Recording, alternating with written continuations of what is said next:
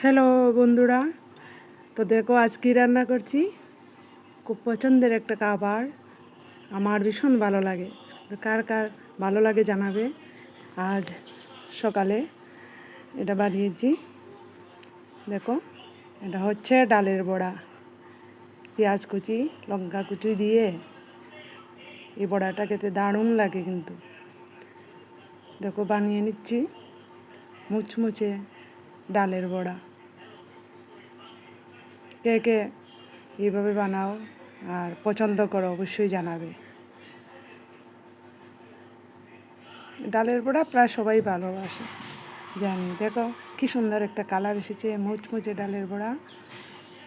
একদম মুচমুচা করে বাছছি, কম আঁচ করে বাছছি, একটু সময় লাগছে কিন্তু খেতে কিন্তু বন্ধুরা দারুণ হয়েছে। এই দেখো নামিয়ে নিচ্ছি ডালের বড়া।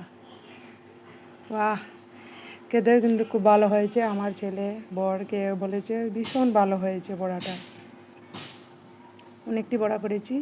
তো টাটা সবাইকে।